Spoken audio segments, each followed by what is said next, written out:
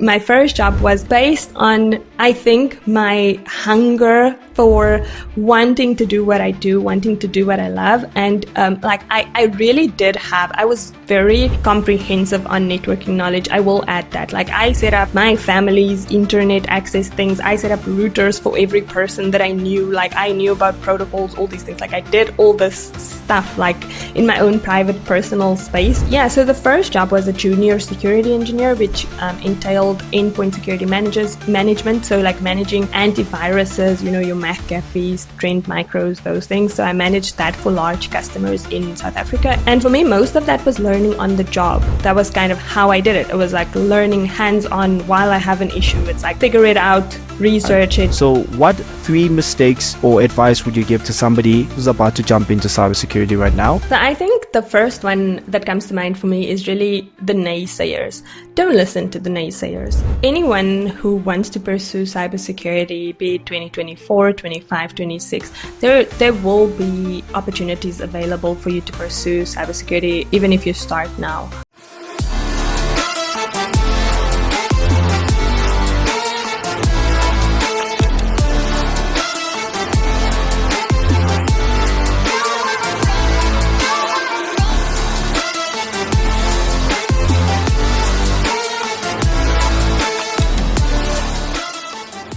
Ladies and gentlemen, cyber heroes and cyber fans, welcome to another episode. As you know, I'm your boy, Mr. Fingerz, the one and only that cybersecurity guy. And today I have to say, this episode is long overdue. We have the most amazing and phenomenal content creator ever.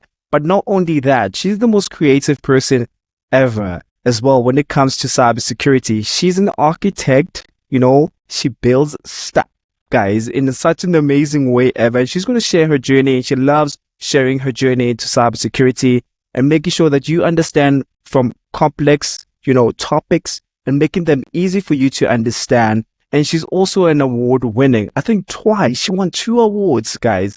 And she's so amazing because her journey is an inspiration, showing people and showing most women that, it is possible no matter what background you come from, and don't let the gender tell you what to do, especially when it comes to a male-dominated industry. She's like, I am here to kick in a good way, though, and she's such a phenomenal human being. Ladies and gentlemen, please help me, the one and only, the Cyber Queen. Hey, Cyber Queen, welcome to the show. Wow, thank you for having me. I'm so humbled. What an amazing intro. I'm definitely so humbled. Thank you for having me. Oh, thank you actually for coming into the show. And I'm super excited to have you here, especially since our last chat that we had. Obviously I was invited to your show, and now I'm doing the vice versa, where I'm inviting you to my show. And I'm excited to actually be dropping down nuggets. Especially today, I'm going to be the one who's going to be picking on your brain. Yeah, it feels nice to be on the other end of the table here and answering a little bit. But don't forget, in my show, you interviewed me as well. So I will return this. But I think by most us right now starting off, I think you just sharing your journey right now in terms of how did you get started in terms of you being introduced to cybersecurity? Because I know you didn't start off with cybersecurity. You started off, I think, in the IT world. But how were you able to transition from IT to going into cybersecurity? Yeah, I mean, my journey is super interesting, right? It's and I'll try and shorten it as much as I can, really. But the reality is that I've always been, as a kid, like, I've been interested in technology, to be honest. Like, engineering and building things and technology concepts was always my thing. I remember when I was a little kid, my parents would buy like usual things in the house, like a fan was one of it. And I would open up the control panel of this fan to see how the motherboard is working and how it's actually, the circuit is sending the right instruction for the fan to switch off on and off in certain cases and directions. So that's how much I was interested in these things. So my journey pretty much started with my parents. They worked at technology companies. So my mother, she worked for what we used to call Pinnacle Micro at the time.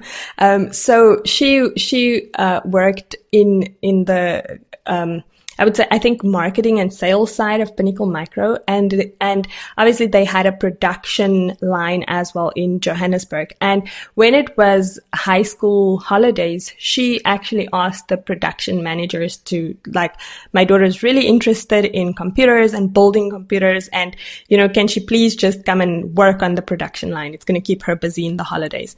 And so that's what I did. So I went to Pinnacle Micro every single day with my mother in school holidays.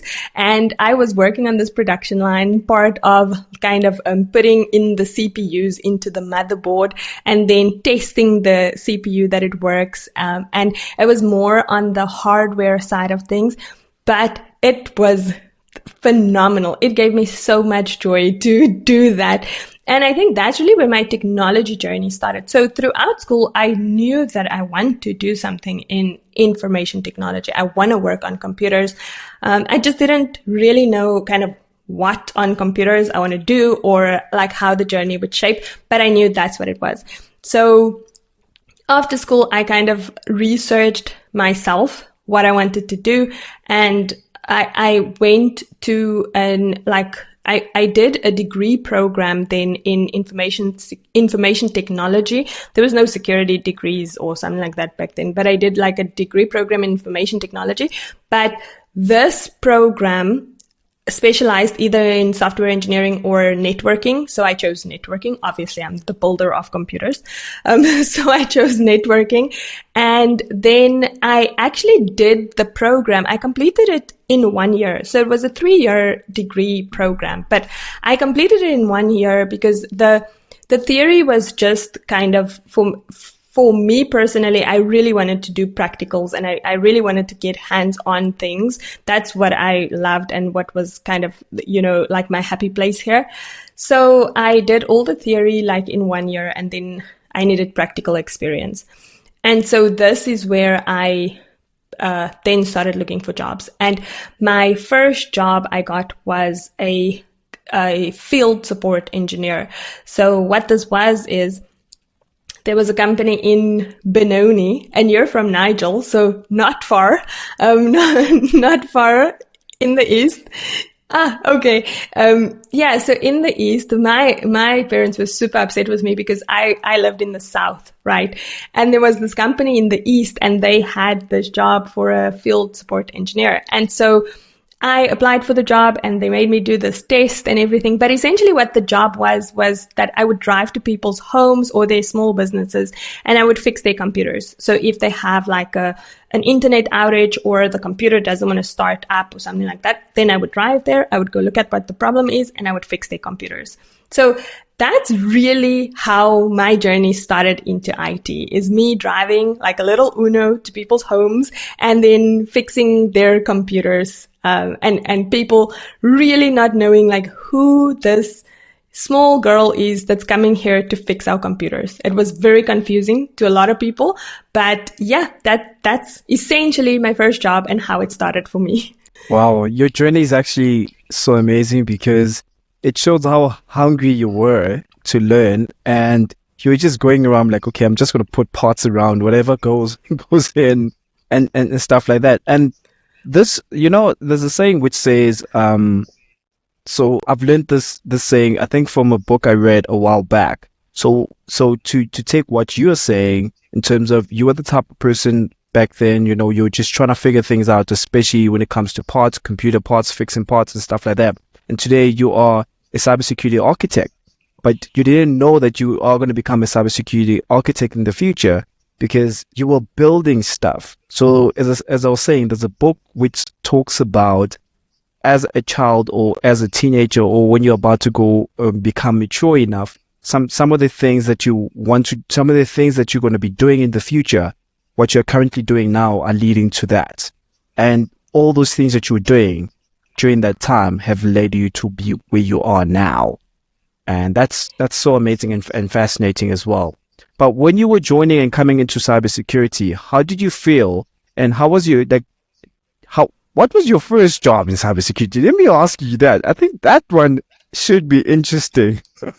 Yeah, so after the field support engineer, I was doing that for about 3 or 4 months, and then, like I said, my parents were not happy with me because they were the ones driving me to this workplace. Then I would get in the Uno and drive around. So they were like, "You got to find a different job. Like this is too far." So then I actually applied at a different company the role was for a network engineer, like a junior network engineer. Given that this is what I studied, I should probably do that. But then when I got to the interview, I was intended to interview with the head of HR, but the head of HR wasn't available that day. And so because I showed up, I was there, they put me into the room with the CEO of this company. It was a big outsourcing company, and they put me into the room with the CEO of this company. And he interviewed me, asked me some questions, technical, not so technical, kind of more aspirational because he's the CEO.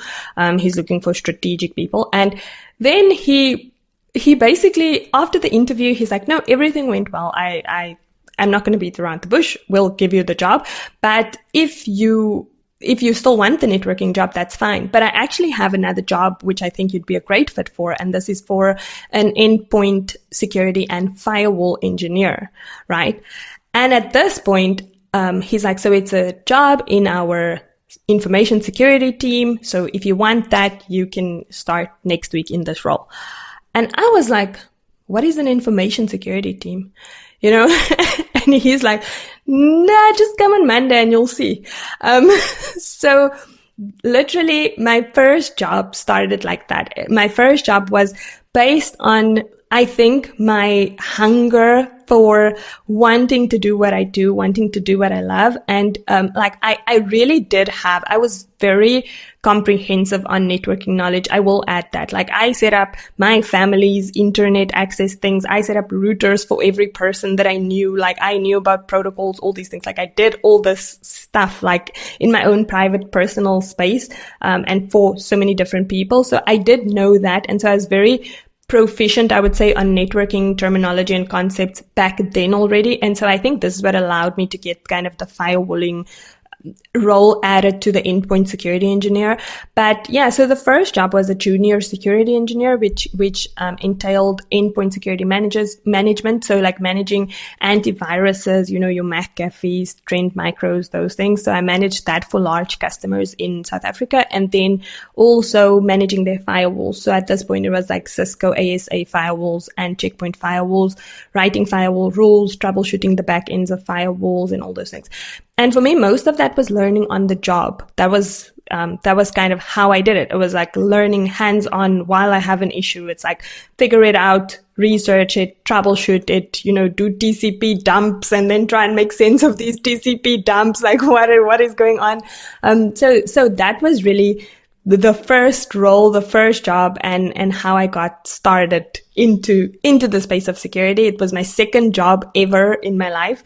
Yeah. And I've never gone back ever since. So it's such a beautiful story. And then from here, obviously, this is where you transition into a much more, obviously, diverse role as well.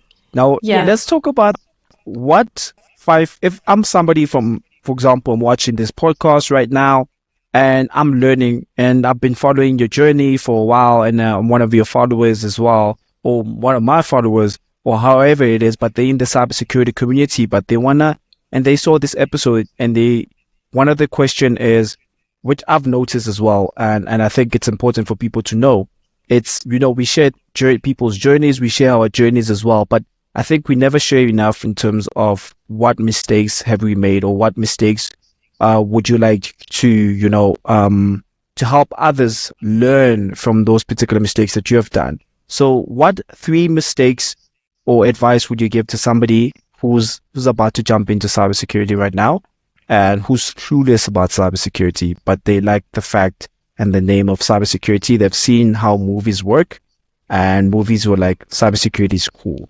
And also seeing how such an awesome and cool person that you are, and they were like, I like your content as well, V, and I want to follow you, and I want to follow you in your footsteps. What 3 mistakes should one watch out for? Yeah, so I think the first one that comes to mind for me is really the naysayers. Don't listen to the naysayers.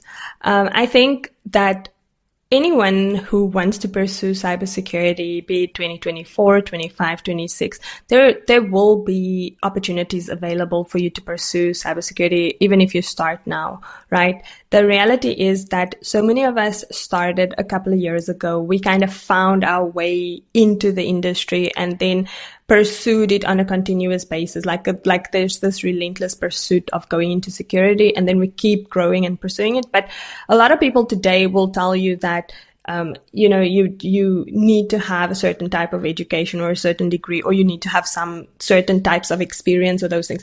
And yeah, well, to an extent that is true. You need some type of, you need to know how to do certain things on a computer. You need to gain some skills, all those things. But it's not worth listening to any naysayer, because that just kind of limits your view of what is possible in the industry right now. So that's the first thing, is that like, if you go into this journey with a negative perception of what is possible already from the start, then you're kind of limiting yourself in your mindset so early on, which is just not worth it. For me, that's the first big thing, I think.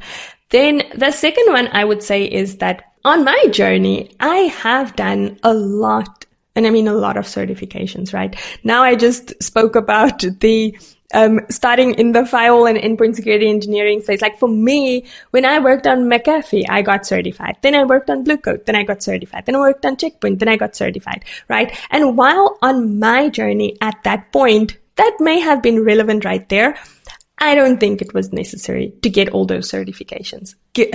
In hindsight, looking back on my journey now, looking at the different roles that I've pivoted into, looking at what I look for, like if we are trying to hire someone, even a junior into our team, like that's not what we look for, right? So the mistake here is focusing on so many of maybe the same credentials or entry-level credentials or things like that, that you just don't focus on the journey and kind of a targeted approach to what you want to do in security. And so you spend a lot of time and money really wasted on things that employers aren't really looking for. So you really need to kind of streamline that focus and focus on what you actually want to do, what credentials and skills are needed for what you actually want to do, and then pursue it in that way. Yeah. And then the third one, I would say for me personally on my journey has been, you have to be really strong, but sometimes you have to also advocate for yourself, right? So you mentioned earlier about like not letting who you are or your gender like block you in this industry.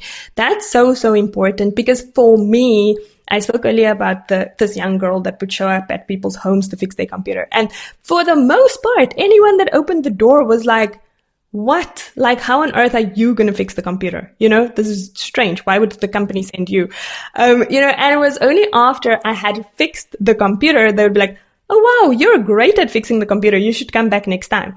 But there is a point at which you really have to advocate for yourself. And I think this is a big mistake that I made like early on in my career. I didn't know how to advocate for myself, and I didn't know how to put my knowledge out there and how to show people what I'm actually capable of without just sitting quietly in the back of the room for the first couple of months. And then suddenly when I start speaking, people are like, oh, wow, you know all these things, like I could have said it like 3 months ago, then it would have saved me a lot of time, so learn early on how to advocate for yourself. It's super important. So what do you think? What do you think are the big things here? Because I feel like my 3 might be so unique to me, and you might have very different 3 here. That's a good question, right? Putting it back at me, but I think for me, number 1, understand who you are.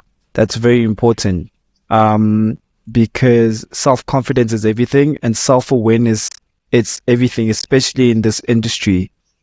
You get that, for example, you want to do something in the industry. Great examples of this is just an example from what I've witnessed.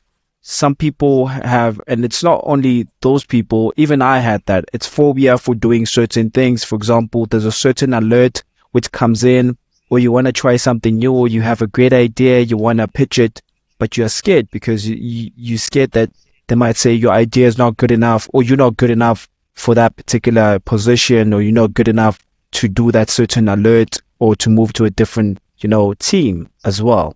I think it's just having awareness of who you are. Number two, in terms of what to watch out for, I think is understand what career field you want to jump into. That is very important. The internet has so much information. Sometimes it can be information overload. So just be very careful. Advice I would give you is that do research on careers and try to focus on the career which goes with your personality or which goes with something that you like. Do dive in first and see if it fits in with what you want. And think a third one is before you can buy any course, I always say that always try out a free course before you can start spending on thousands of dollars. First start out with a free course because you don't want to, spend so much money and then in the middle of it, you're like, this is not what I want to do exactly. So rather start with the free course and see if it's something that you'll be interested in. Then if it is something that you're interested in, this is when you can start pursuing it and spending money on as well. So those are my 3 advice. Yeah. Now that's like 6, right? Because those are 3 very different, like 3 different on my side, 3 different on your side. I love that. Yeah. Yeah. And you talk more about, empowering women in cybersecurity. I think I want to talk more about that. And I love that fact that you empower a lot of women in cybersecurity. But what do you think diversity in this field is critical for, combating, cyber threats and also in this particular industry? Yeah, I mean, I think the first thing here is that cyber criminals are not one type of person, right? That's the first thing. Like cyber criminals are diverse. You get from the youngest people, you get older people, you get males, females, you get people from all over the world that is, that are building new exploits, that are like targeting new attack vectors. They are smart. There is no limiting factor. Like they are using the same tools that we are using. It's just that we are not, if we don't have enough diversity, here's the issue. If we don't have enough diversity, we don't have many different perspectives to help solve the problem. And so therein lies point number 1 is that if you only have one type of person or you have too much saturation of one type of person in this industry, you only have almost like one viewpoint on solving a problem. And that causes a completely limiting factor in terms of how you address the problem of cybercrime. One of the biggest things that I've heard really throughout my career is that when I speak up, the difference in my perspective is really what matters. And so this is what I try to encourage, because coming into the workforce, granted, like as a woman, you already come into the cybersecurity workforce on the back foot. Whether you choose to study it, whether you choose to go technical, non-technical, whichever path you really go into, you come in on being a minority in this space, right? So you have to kind of battle the mindset of like you may be the only one woman in a team of 20 cybersecurity professionals here, right? And so with this, you have to come in with the perspective already on how am I going to approach this. And I mean, whether you take it fortunately or unfortunately, for others, it's not really the same. Like if you are not a minority in a space, you just fit in with the others. You just blend in. It's kind of easier for you to lift your opinion. You're rarely second guessed, you're rarely kind of questioned on your view, or it's not that you first have to prove your thought process for others to see your value.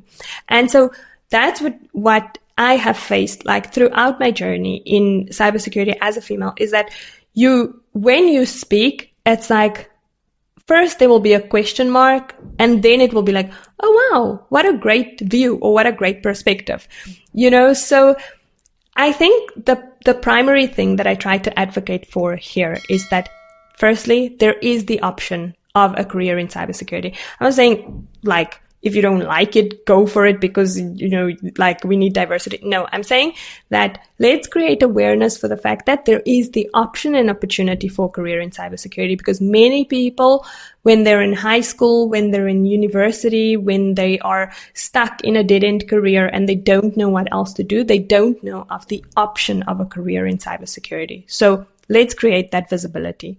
Then the second thing is, for those who love security. They're really interested in it, but they're so discouraged by walking into the room at varsity and they're the only girl there or the only woman there.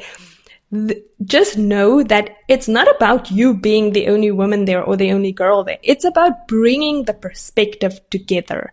Like the difference in how you think, how you approach situations, how you approach solutioning. That's what matters. It doesn't matter that you don't have the amount of knowledge that someone else has. No, it's the difference in perspective that matters.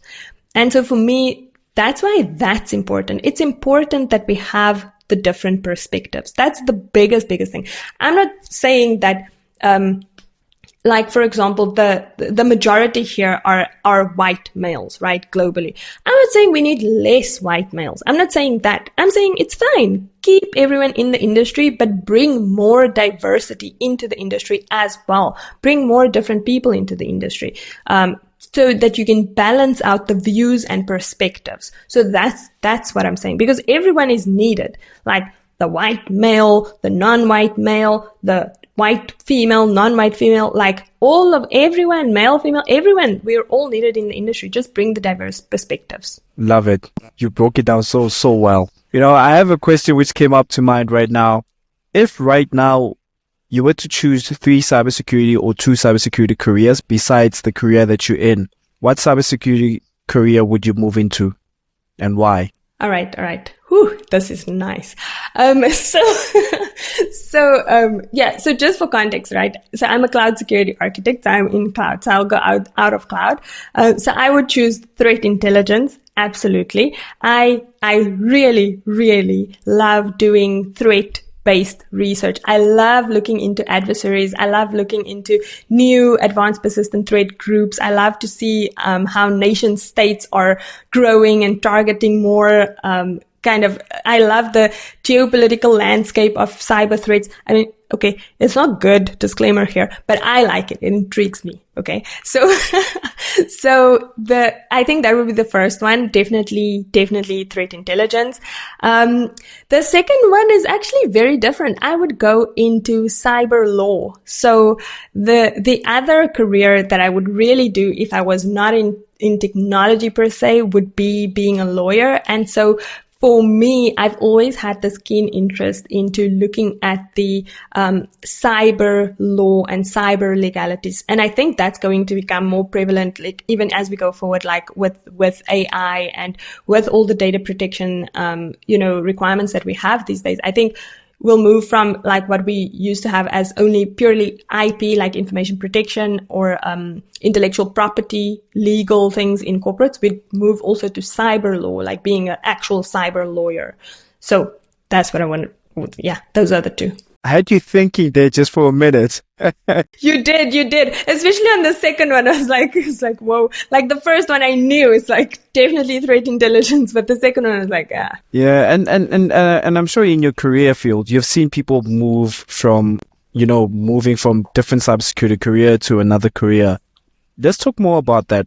How easy do you think it is if once you are in cybersecurity to move from one career to another? Do you think it's much more easier when you're in the field, or do you think it's harder if you're outside of the field and you're trying to put your foot in?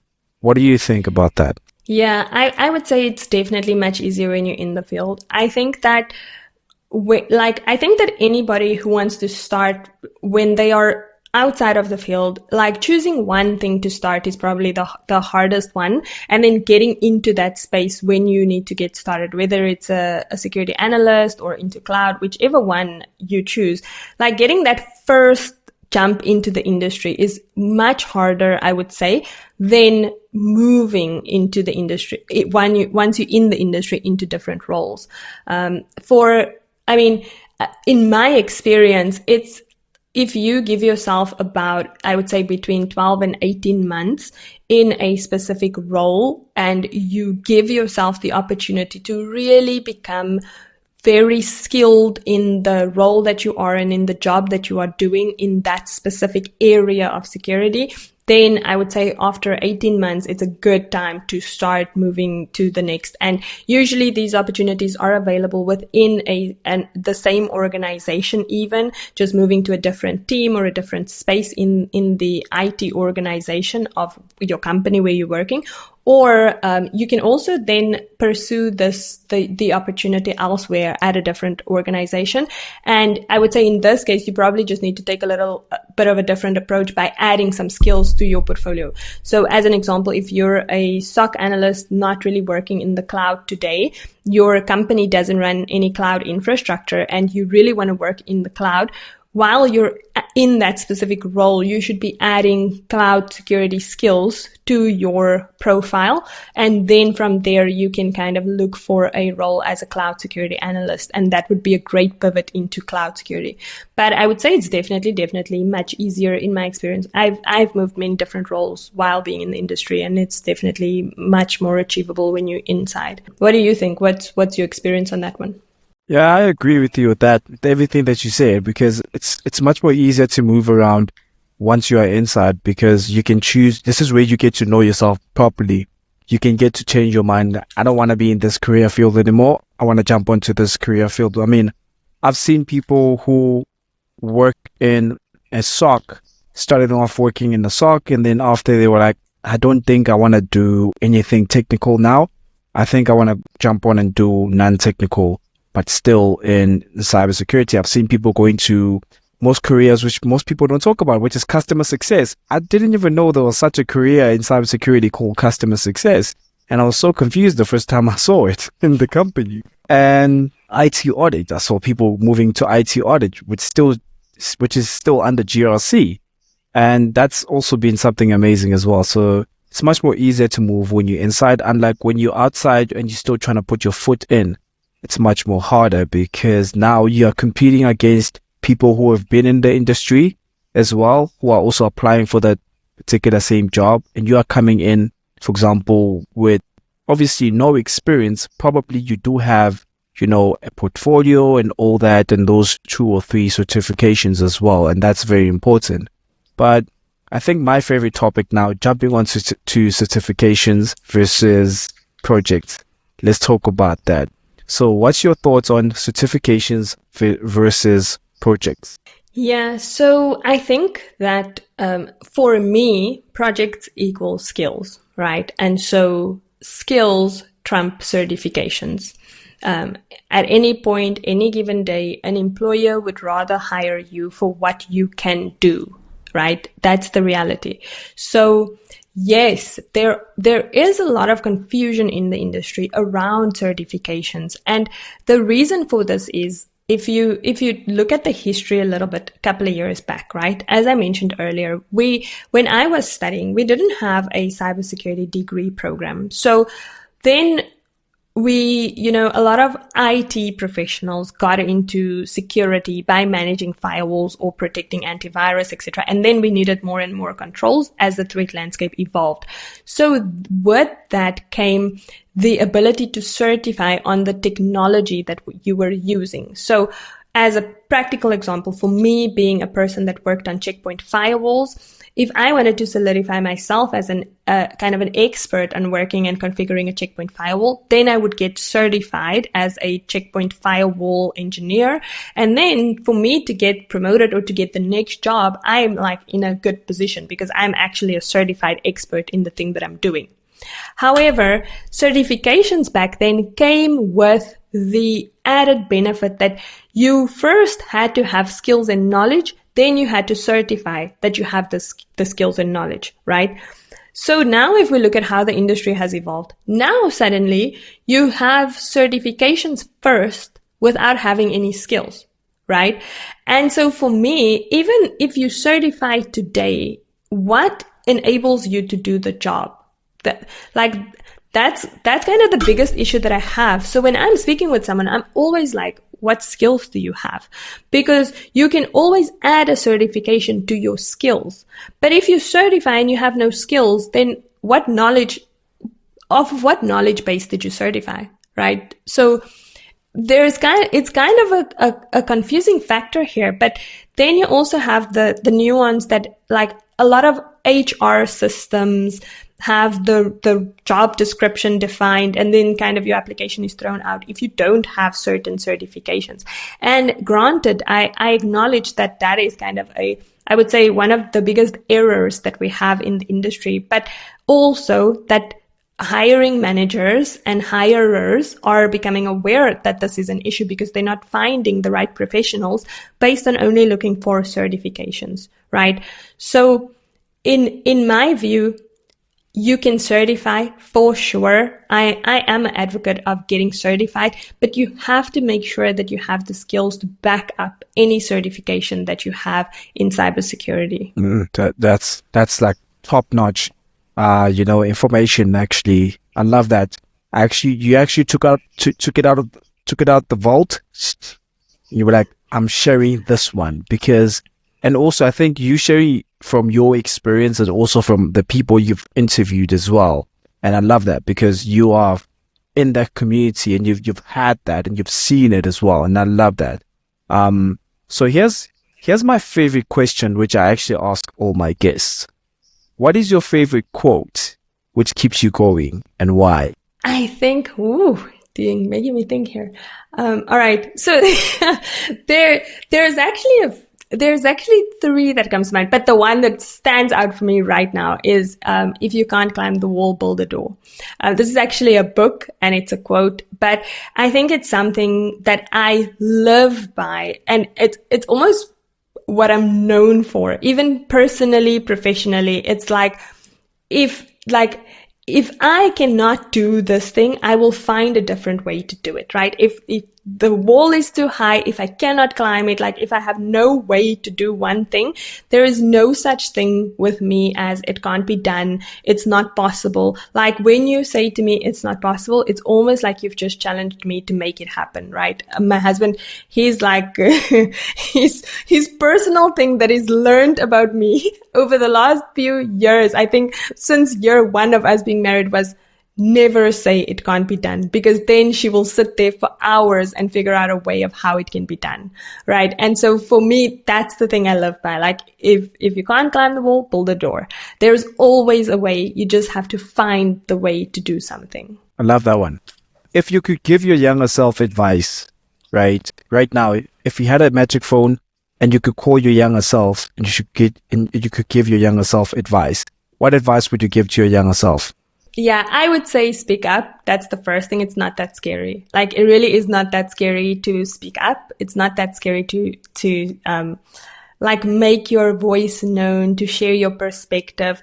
I would say that if I spoke up much sooner about like even my journey, or shared with other people, my thoughts, my experiences, like what was in my mind, I could have probably started such a long time ago to already start, motivating people, kind of like just helping people to pursue something much earlier on, I would say. I am happy that I'm doing it now, but I mean, I would say to my younger self, definitely speak up. It's not that scary. And then I would also say to my younger self, actually, well done, for never giving up, right? Because it's been such a relentless pursuit, sometimes of like burnout, sometimes of pushing myself so far out of my comfort zone that it literally causes like so much anxiety. And I feel like, like I can run into a corner and be like, why did you do it again? And, once I've committed to something, I'm fully committed. Like I will do it no matter how difficult or how hard it is. And so when I commit to something, it's sometimes like you can't do it, just accept it, just give up. But I can't do that. And so I would say to myself, really, like, well done on how far you've come, like what you've been able to do. I think a lot of us forget to just think about something in the moment that you achieve it, because the moment, like, you've worked so hard. I always think about this, like I worked so hard on a certain initiative or on achieving something or on growing into a certain area of my career or whatever, that in the time it was such hard work that by the end of it, all that happens is there's like okay, it's there now. Okay, what's next? You know, there's never like, whoa, like, did you stand here and look back and look at what has happened here? And like, you know, you didn't sit back and this happened to you. It like, it wasn't luck. It wasn't nothing. Like, you worked really, really, really hard, and people don't know how hard you work. So, you know how hard you work, you know how much you put into certain things. So really just well done to my younger self. I don't think she would be the one sitting here and speaking to you. Honestly, she would be very quiet in the corner somewhere, being an introvert. And also, can I give you a tip of advice? What I currently do every day, which I started doing, I think, since 2 years back. And probably you can also try doing it. Even people at home as well can also do it. So I call this the gratitude moment. So what a gratitude moment is that sometimes we spend so much time chasing after the goal, we never appreciate the journey and enjoy the journey. Because the journey itself, it teaches you something before you reach the goal. Because by the end of, once you reach the goal, you're always going to go, okay, what's next? But when you enjoy the journey, you get to enjoy the goal. So what I do with my gratitude journey, every single day, I write down 5 or 10 things that I'm grateful for every single day. So obviously, if you're still starting out with writing down things that you're grateful, sometimes it's a bit hard. You're going to have to start with 2 or 3, but as time goes on, you will increase it to 5 and then 6, 8 to 10. So that will really help you to understand and appreciate the journey that you're currently going through right now, and also the goal. And you'll get to enjoy the goal as time goes on, because as you were saying, once you achieve the goal, sometimes you're like, I feel nothing. What's next? I want more. What's next? I want more. And you never get fulfilled because you're always chasing after the next thing. Yeah, I love that. And I think that's a great tip. And it's so important to be so mindful, and to be grateful for, and really, like, I find that, if you write it down, so I'm going to take your tip, because I find this with like journaling sometimes, like just writing down when I feel like so super anxious and overwhelmed, just like writing down like everything that's in my mind, even if it's like just, rambling notes of everything that's in my mind. After that, it really almost feels like you've put it out there now in the universe, and now the thing can get done. So I can imagine that with putting kind of the things that you're grateful for, even just out there, then you can acknowledge it based on, you even writing it down consciously. So yeah, I will take that one. And, my last question is, what advice would you give to somebody who's sitting at home right now and they're saying, hey, I've been applying for those cybersecurity internships, jobs. I've been trying to go to those events as well. I have those 2 or 3 certifications. I've just finished, I don't know, let's say, for example, boot camp or whatever. And right now I've been applying. Nothing is coming up. I'm thinking of giving up right now. I don't know what to do. What advice would you give to such a person? Yeah. So, I mean, the first thing I would say is it would be very, or the easiest thing that I can say is don't give up. Right. But in reality, I would want you, like, if you are that person, sitting at home trying to figure out, like, I'm at the giving up point, like, I want you to decide not to give up, right? Because it's only you that can make that choice. You can decide whether you want to give up or not. So that's the first thing. I would like you to decide not to give up. Then the second thing is that I would like you to understand where the gap is. Because if you have done the certification, you've gained some skills, and, you've networked a little bit, and now you're applying for jobs, I would like you to go and understand what the gap is, right? And change the approach. Going into 2025, I would say, or going into the future, whether it's now, 2025, 2026, wherever, the world of cybersecurity is really changing drastically for, firstly, the availability of jobs, the level of skills required, and how people are applying for these jobs. In reality, these are my thoughts why people struggle, right? Is because you are up against a number of factors. The first factor is that in security, there is a practice of hiring internally first. So here's the deal. If you're trying to hire for a junior type of role, you'll first look internal into the organization. If there's someone, even if they're not in security, they can just be in technology as a whole or even in the business. If they're interested in pursuing this role, it's much easier for an employer to upskill this person and bring them into this role than to go out and hire externally. So that's your first factor that you're up against. The second factor that you're up against is people who recommend other people, right? So referrals are really, really high in cybersecurity. Like, people take word of mouth for like word. This is why we tell you to network and network and network, because word of mouth in security and a recommendation and a referral is gold in this industry.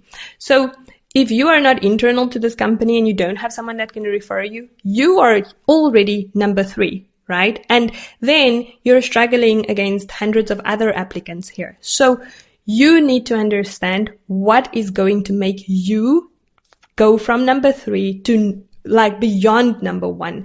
This employer must want to hire you over and above bringing someone in internally, right?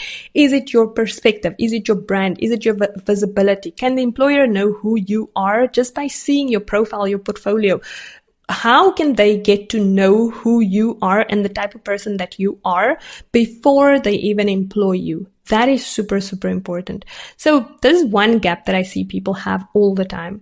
So what I want you to do is go and look for the gaps that you have in your application process, in the way that you're creating visibility about yourself. Can someone get to know you just by what you're sharing online with your profile? Do you have a profile? Do you have skills, but no one really knows that you exist, or they can't see that you are skilled in any way? You know, like, those are the type of questions that I want you to sit back, think if you've covered every single base of what's going on. And if you feel that you have, then reach out to other people, right? Reach out to people. Reach out to us to ask us, listen, do you mind? I've done these like 7 steps now and I'm really, really struggling. I don't know what's going on. You know, there's so many people online on LinkedIn that are here. And once you show that you've put in the work, people are ready to help you along to the next step. So that's what I would say. But the first thing starts with your mindset and your ability to push yourself away from the fact of giving up, and to get up and to go and find a way to do this. That's actually good, especially on everything that you highlighted. I love the fact that when you said, mostly when recruiters, are taking out the job post or posting about the job post, they always start internal first before they can start outside. And that is true. I've seen that. They always search for somebody inside first, and then they can start searching for somebody outside. If they start from somebody outside, they always start with somebody who's got experience, and then they come to, okay, let's see who doesn't have experience that much, but who's got knowledge. Maybe we can train that person. And you've said so much, and I want to thank you as well for sharing your knowledge. I want to thank you for making time to the podcast. Thank you so much. And I truly believe that people will benefit not only from me and you, but also from this episode and podcast as well. But any last words that you'd like to leave the people at home? Yeah, I mean, firstly, I want to say to you, thank you so much for having me, and thank you for all of the great work that you do. I've said it to you before, but you're a phenomenal inspiration to me and so many people out there. You're really amazing. Your content is amazing. The community that you build is amazing. So thank you for that. I would say to anybody out there watching or listening to this, just don't give up. Find out who you are as a person. Find out your abilities, your interests, your learning styles, things that the real aspect of security that you are interested in. Because once you find that and you are truly passionate about it, that's what will keep you going. Like, no matter how difficult it becomes, how difficult the journey is, you will find a way to keep going because you're super passionate about it and you really want to pursue this industry. And then finally, I would say, don't listen to anyone else about not being able to make it in this industry. Just listen to, believe in yourself, listen to yourself and your abilities. You don't even have to listen to me. That's fine. But, listen to yourself, do your own research, read industry reports, and you will see the opportunities and the options for a career in cybersecurity. It truly is a phenomenal space to be in, and anybody can make a success of this career if they truly, truly want to. And then just stay positive. Remember to, be a light to others, share your journey so that others can also see that you've made it into this industry and you can be a positive force for others as well.